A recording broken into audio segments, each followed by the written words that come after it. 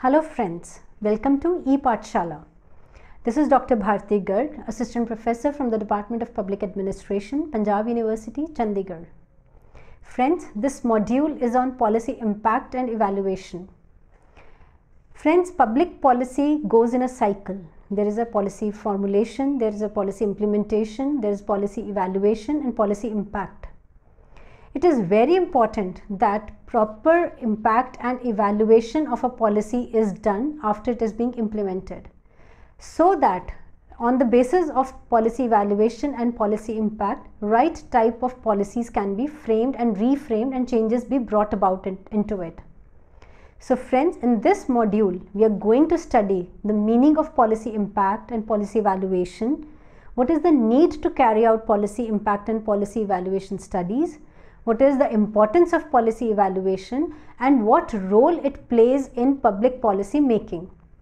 There are different methodologies which we are going to discuss in this module for carrying out policy evaluation, and we'll study how far such evaluation studies are important for the policy cycle.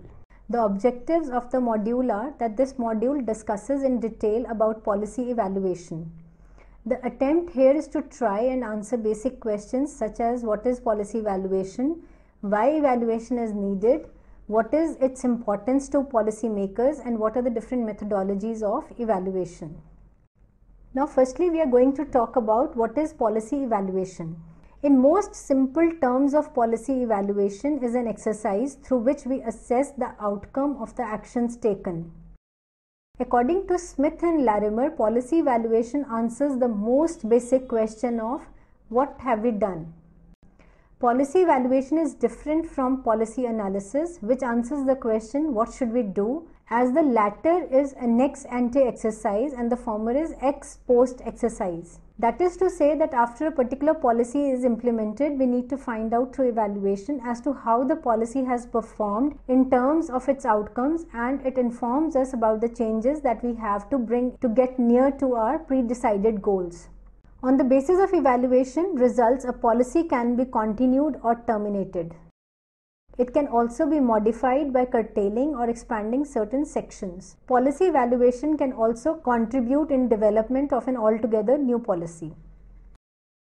Different scholars have defined evaluation and its scope in different ways. For instance, according to Volle, policy evaluation is defined as assessment of the overall effectiveness of a national program in meeting its objectives, or an assessment of the relative effectiveness of two or more programs in meeting common objectives.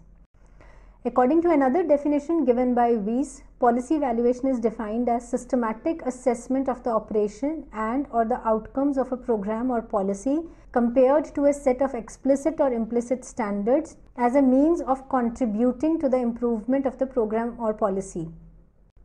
However, a very comprehensive and all-inclusive definition was given by Vidang, who defined it as evaluation is a mechanism for monitoring, systematizing, and grading ongoing or just finished program interventions like policies, programs, projects, activities, their effects, perceptions of the content of the intervention included, so that public officials and stakeholders in their future-oriented work will be able to act as responsibly, creatively, equitably, and economically as possible. Now, the importance of evaluation for policymakers. It is commonly believed that policymakers seldom use wisdom generated from evaluation research. However, this may not be completely true. Studies have shown that policy research still influences decision making and has a continuing role in this regard. Weiss elaborates on the reasons as to why at times evaluation research fails to influence policymakers. According to her, there may be presence of many actors in policy-making arena who try to define issues and suggest policy responses to them in their own different ways. Thus, there are many sources through which policymakers get knowledge about an issue. Evaluators in this scenario are therefore one of the many sources. All these actors continuously strive to enhance their or their organization's interest. In this ongoing competition between the actors, it may be possible many a times that findings of the evaluators may not get proper attention from the policymakers as they would have expected. However, this does not diminish the importance of policy evaluation as an exercise. According to Weiss, the most important contribution of the evaluation is that they lead to enlightenment. The findings of evaluators give new ideas and fresh perspectives in the decision-making arenas. They provide new alternatives for dealing effectively with issues at hand. However, according to Weiss, this process is subtle and has low visibility. Nevertheless, the cumulative effect of this enlightenment process has a bearing on policies in the long run. Weiss further goes on to enumerate the reasons due to which evaluation findings become important for policymakers and thereby they pay attention to it. The first reason is that policymakers may be honestly seeking best course of action. Therefore, they may rely on evaluators' findings to get proper information about an issue. Here, evaluation becomes a source of news for policymakers. Secondly, policymakers may not trust the existing sources of information and would therefore turn to evaluators for better information for corrective action. In this way, policymakers keep themselves upgraded with new information and ideas. Thirdly, evaluators' findings can also extend the firm grounding of legitimacy to the actions of decision makers. They can always justify their actions by displaying the evaluation research which suits their political actions and hence can defend their position. Fourthly, evaluation research can also be used by policymakers as political ammunition against their opposition when it comes to specific policy issues. Fifthly, policymakers also tend to follow evaluation findings to project themselves as modern, up-to-date and well-informed. In politics, the image of decision makers is an important factor for their continuance. Therefore, knowledge of evaluation research for the decision makers act as a tool for image management. Last but not the least, evaluation results most often takes into account the cost effectiveness of a policy. This is what is generally being sought by the policymakers. Thus, evaluation also helps them to choose most efficient and cost-effective policy alternatives. Thus, there are many reasons due to which policy evaluation becomes an important part in the policy cycle. Now we are going to discuss politics in or of evaluation. Of all the scholars who have established that politics is an integral part of policy evaluation, Mark Bovins, Paul T. Hart, and Sanek Kuper's article titled "The Politics of Policy Evaluation" discusses the issue in a detailed and a comprehensive manner. The field of policy evaluation is fairly dominated by positivists who believe in generating value-free objective knowledge through application of quantitative methods. According to Bovins, Hart and Kuper's, policy evaluation is a normative act and it can at best be informed but cannot be fully controlled by scholars who seek to bring in it logic of reason, calculation and dispassionate truth. Criticizing the scholars who advocate for scientific methods to generate objective facts in evaluation process, Gubba and Lincoln said to approach evaluation scientifically is to miss completely its fundamental social, political and value-oriented character. According to Bovins, Hart and Kuper's, the politics involved in policymaking is not limited to that stage and is even carried over till evaluation stage. They argue that even by application of positivist methods, we cannot totally overcome ambiguities that entail it. Many bodies can evaluate same policy or program. They all differ in their methodologies that they adopt and their findings can be totally different from each other. This divergence of evaluation findings would fall short of describing the issue clearly and therefore can never be certain about future course of action to be adopted. There are many stakeholders that are engaged in evaluation process. They can be original decision makers, implementing agencies, pressure groups, political opponents, beneficiaries, etc. They all have their own interests and seek to promote it in a competitive environment. Apart from judicial pronouncements and change in regime after elections, they all know that it is through evaluation process only that they can change the course of policy, or in words of Weiss, use the findings as political ammunition against their opponents. A part of purpose of evaluation is also to fix responsibility of any outcome of a policy. However, in the process of doing so, it often ends up as a blaming game. Evaluation findings can be used by the opponents or by the administrative agencies involved in policy process to put or shift blame on each other. This realization by the stakeholders leads them to produce facts and images that suit their aims. To maneuver the evaluators, the stakeholders may engage in tactics that would change the terms of evaluation and can also lead to manipulate the criteria on which evaluation was supposed to proceed. The contest is so severe that the evaluators are not spared from its effect and fall for it. In this kind of political environment, the temptation for policy analysts is to substitute neutral competence for responsive competence. It is evident from the above discussion and from the views expressed by various scholars that politics is an integral part of evaluation process, and also that evaluation process have their own political implications. Ignoring the role of politics in policy evaluation would amount to incomplete understanding of results and erroneous assessment of policy outcomes. Over-reliance on objective and scientific methods to augment evidence-based policy making has been criticized by the social constructivists, who have developed a new body of research design which is called post-positivist theories. This turf war between realists and social constructivists is not limited to the stages of policy formation and policy analysis. It essentially extends to evaluation stage also. Firstly, the rationalist paradigm.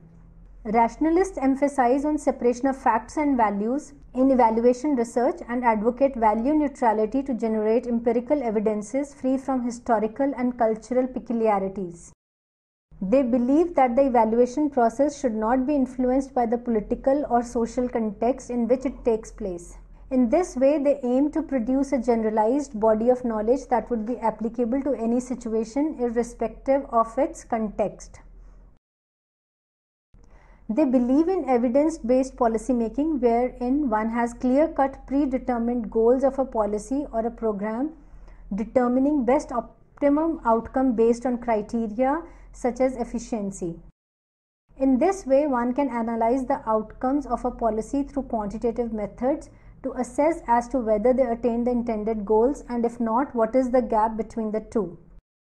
Therefore, under rationalist tradition, evaluation generates policy-relevant information about the discrepancies between the expected and factual policy performance.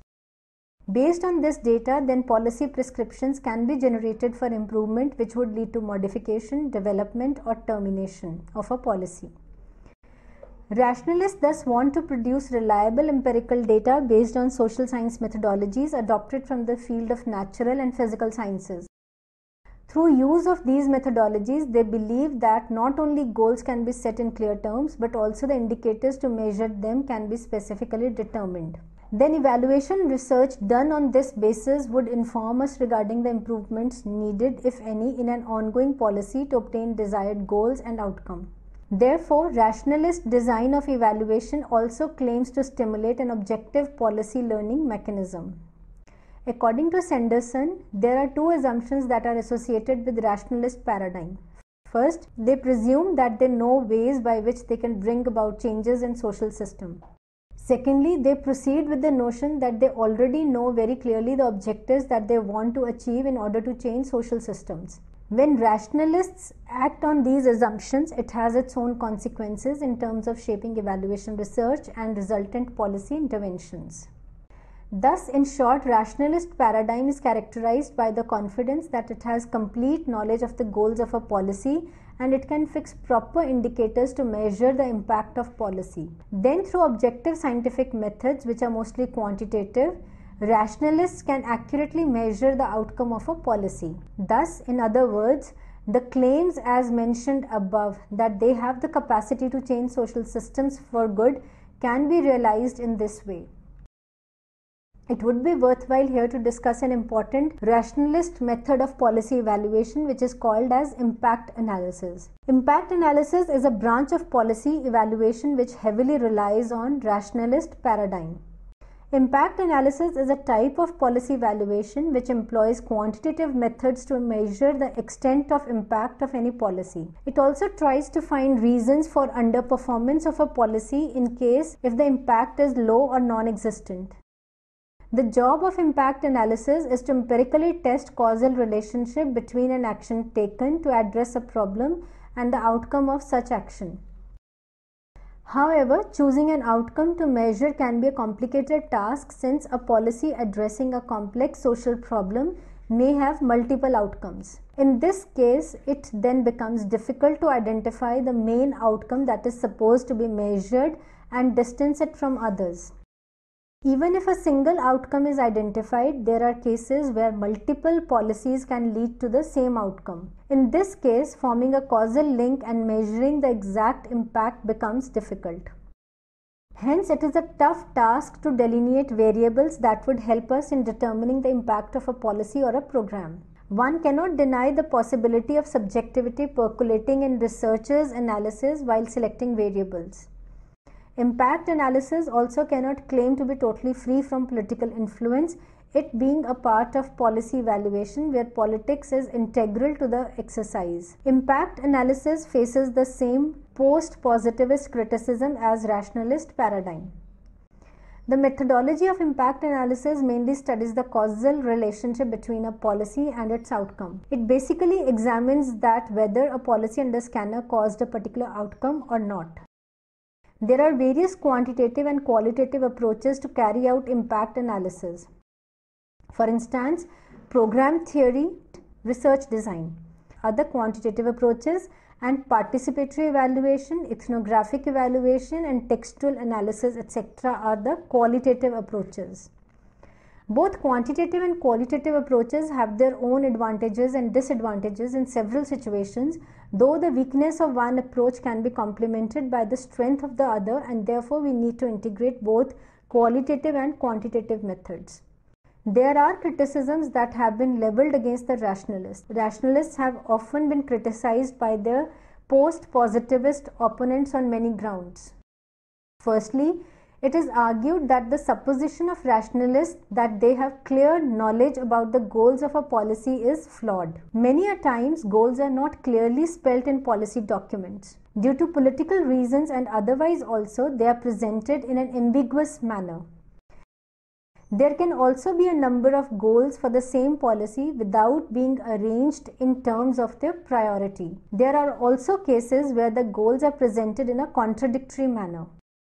Thus, the rationalist contention of knowing the goals clearly before evaluation is done, if not completely erroneous, at least uncertain. This lack of clarity in goals and they being contradictory at times can lead to unclear, contradictory, and several outcomes. This also brings us to the issue of selection of indicators. Under these uncertain circumstances mentioned above, it is highly likely that indicators chosen to measure outcome of a policy may not be fully objective. One cannot be deterministic in indicator selection as different indicators may give us contradictory results. For example, the indicators to measure poverty reduction as a result of a particular policy can be many. One can use the calorie intake of people, or one can find out their spending pattern. In both cases, the results would vary. This problem of indicator selection gets more challenging when we realize the fact that one policy may lead to multiple outcomes, or several policies could contribute to a single outcome. In circumstances like this, rationalist mode of evaluation cannot claim to be completely guided by objectivity. A serious charge leveled against the rationalists is that they do not take into account the political factor. Many scholars have argued that evaluation is mostly constituted by governments and it is done to legitimize their actions. Many of these criticisms have been meted out by the post-positivists. Now we are going to discuss about the post-positivist paradigm of evaluation. According to the post-positivists, who are also called as post-empiricist or social constructivists, the worldview of rationalists is warped due to their insistence on separation of facts and values. For post-positivists, a policy directed towards society has a social and political context, and therefore it is bound to be value-laden normative exercise. If the social context of a policy is ignored, we are bound to get erroneous results in our policy analysis and evaluation attempts.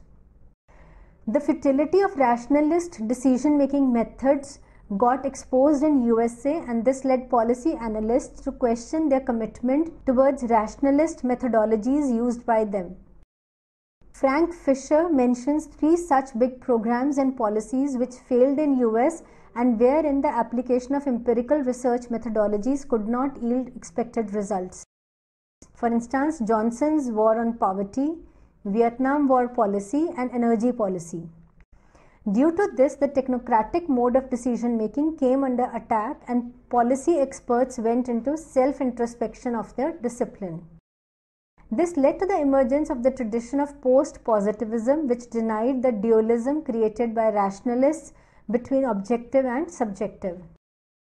The post-positivists argued that there can be no clear-cut division between science and politics when it comes to policy. Fisher observes that facts are always theory-laden and thus rest on interpretations. Post-positivists advocate for interpretative methods to understand the factors that shape our perception of reality. They contend that since a policy reflects norms and values of the politics around it, one can never stay neutral in its evaluation. According to them, evaluation actually reflects the discourse that was dominant when the policy was being framed.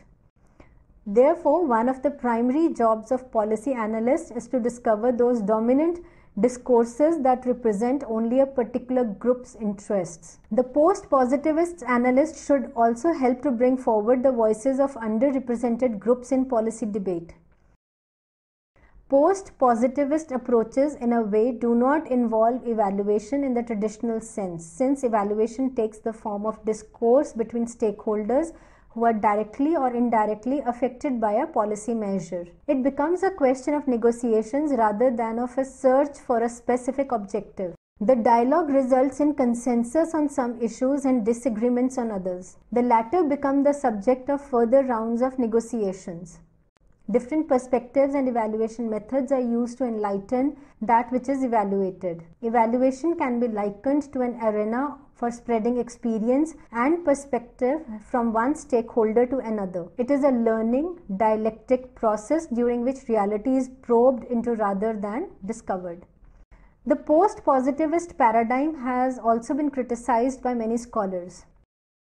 The first criticism refers to an oft-repeated charge on post-positivists that their methodologies lead to a swamp of relativism. If there is no correct view of reality and we can only discover its multiple constructions, then is there any assurance that results derived from using post-positivist methods would be reliable? In other words, it is challenging and often confusing to decide whose construction of reality is better and therefore would be relied on for any practical action. Secondly, many methodologies of post-positivists have a requirement that the analyst or investigator should have special skills whereby they can understand and clarify the constructs of all the stakeholders. They should be able to negotiate in such a way that a consensus emerges from diverse viewpoints. This would in turn empower the stakeholders. However, these skill sets are of no guarantee that the evaluator would not use their skills to serve the goals and interests of program managers and funding agencies. Thirdly, it is also argued that post-positivist methods are not easy to implement and many a times even impractical. In any policy aimed at a social issue, the number of beneficiaries would be very high. Moreover, the spillover effects of the policy would engage even more stakeholders. In this situation, it would be a challenging, if not unwieldy task to approach each stakeholder and ascertain their versions according to post-positivist methods. Irrespective of these criticisms, the utility of post-positivist evaluation cannot be overlooked. Many scholars have argued that the aim of post-positivist methods is not to completely undermine positivist evaluation methodologies. In fact, post-positivism can help in understanding the complexities that arise out of empirical methodologies. Understanding the social context of a policy and social constructions of various stakeholders would actually help in getting better and reliable results. Now I would like to conclude this discussion. In this module, we studied about policy evaluation and how it is done, what is its need, what is its significance. We have discussed in the module that policy evaluation gives us feedback about the outcomes of a policy. It tells us what went wrong with the policy or how the outcomes were achieved and what were the outcomes. It may be possible that a particular policy may not give us the intended results. Sometimes the results may be good, sometimes the results may be bad. So policy evaluation tells us why the results were good and why the results were bad. On the basis of this evaluation, we can have a feedback of a policy and accordingly we can reframe a policy. Friends, there is always a turf between the rationalist and the post-positivist school of thought while carrying out policy evaluation. Rationalists go by the scientific studies and separation of the facts from values while carrying out policy evaluation, whereas post-positivists believe that values have a role to play and politics and various other stakeholders play a role at every stage of policy, right from policy making to implementation and evaluation. The need of the hour is to find a middle way between the two schools of thought without rejecting either of the two, so that we have the right results which go into the feedback of the policy making and reframing of the policies to achieve right kind of results. Thank you.